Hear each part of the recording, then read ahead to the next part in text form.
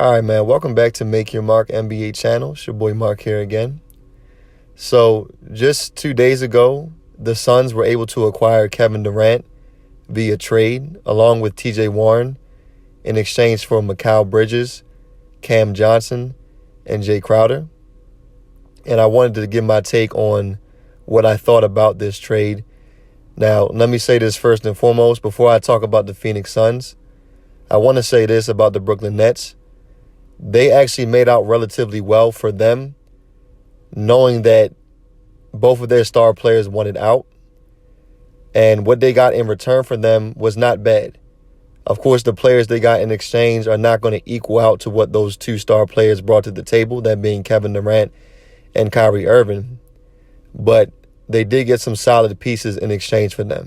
Now, of course, they ended up moving Jay Crowder to the Bucks. And, of course, Jay Crowder had not even really been playing this year anyway. But they did acquire him, and now he's getting moved to the Milwaukee Bucks. But they still have a Dorian Finney-Smith, a Mikal Bridges, and a Cam Johnson. 3 players that you would consider to be 3-and-D players that can hit shots for you and, provide good to great perimeter defense. And, of course, a player like Mikal Bridges, he's not even just a player that's just, going to hit just open shots for you. He actually was playing very well this year with the absence of Devin Booker due to injury for the time period that he's been gone. He actually has been stepping up. He was averaging about, 17, 18 points a game. He was actually the second leading scorer, or right there with DeAndre Ayton for the Phoenix Suns when Devin Booker was out. So, he's going to provide a spark for them on both ends. And then, of course, you got good guard play with Spencer Dinwiddie, who can hit the outside shot and create plays off the dribble for himself and for his teammates. And then not to mention also all the draft picks that were included in this trade as well. So the Nets are in pretty good shape. I mean, of course, they're not going to be a championship contender this year, obviously. But I do expect them to possibly still make the playoffs. I think they still can do that. And then, going forward, we'll see what happens with them in regards to them trying to build their team back up and create a team that can really compete in the Eastern Conference. So we'll see. Now, on the flip side, with Kevin Durant going to the Phoenix Suns, which is the main focus of this video, and of course, the question is now, what does this mean for Phoenix in regards to their chances to win a championship this year? When I first saw this trade go down, I definitely thought to myself that the Phoenix Suns, on paper, honestly should be viewed as the favorite to come out the West. Now, I was a little bit excited at first when I first saw that.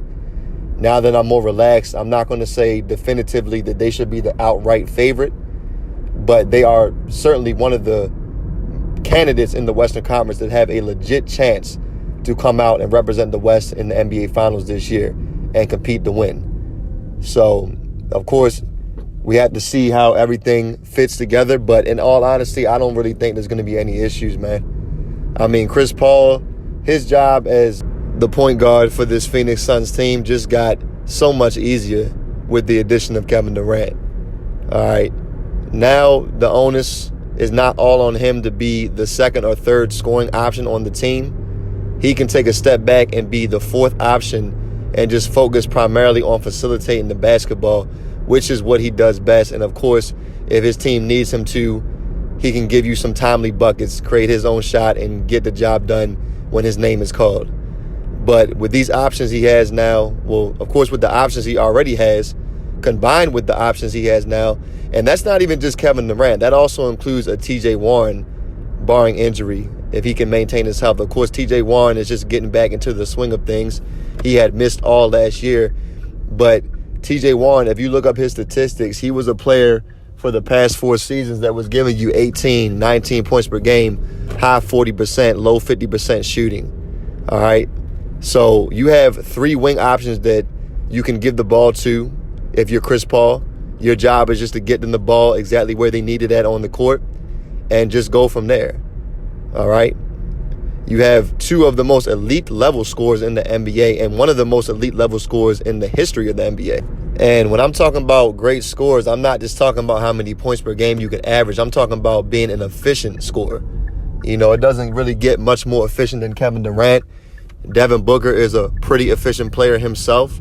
And as I just mentioned with TJ Warren, you have 3 efficient wing scorers, and then, of course, you also still have DeAndre Ayton as an option in the paint who can get the job done down low.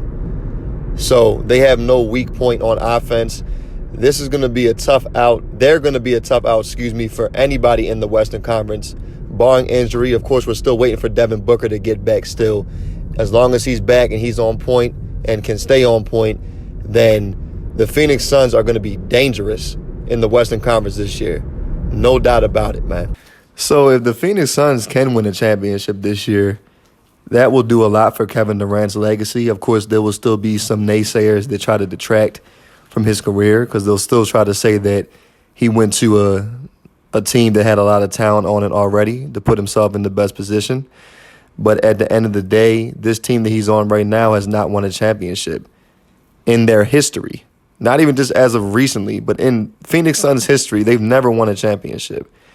So if Kevin Durant can come onto this squad and dominate throughout the playoffs and in the finals and stand out the most on his team and, against the opposing team that he's going against and wins the finals MVP, then yes, this will be a championship that further validates how great of a player he is overall. Because as of right now, the 2 championships he's won with the Golden State Warriors, in most people's eyes, they're questionable because of what the Warriors what they were able to do before and since he's been off the team. So a 3rd championship on this Phoenix Suns team will do a lot for him. And also Chris Paul. Instead of ending his career like John Stockton, being an all-time great pure point guard but never being able to win a chip, he can go from that to being more so like a Jason Kidd or an Oscar Robertson winning a championship on the back end of their career to solidify their legacy, because that's all he's missing. All right? So definitely interested to see how things will turn out for Phoenix. Hopefully nobody gets injured and they can be at full strength come playoff time. But all in all, that's my take on this trade that took place. So you guys let me know what you think in the comments. If you enjoyed the video, give me a like. And if you're new to the channel and you enjoy the content, then not only can you give me a like, but you can hit the subscribe button as well. Because we're going to have more videos coming soon on, day-to-day NBA topics. So stay tuned. And I appreciate the support in advance. All praise be to the Most High. Thank you again.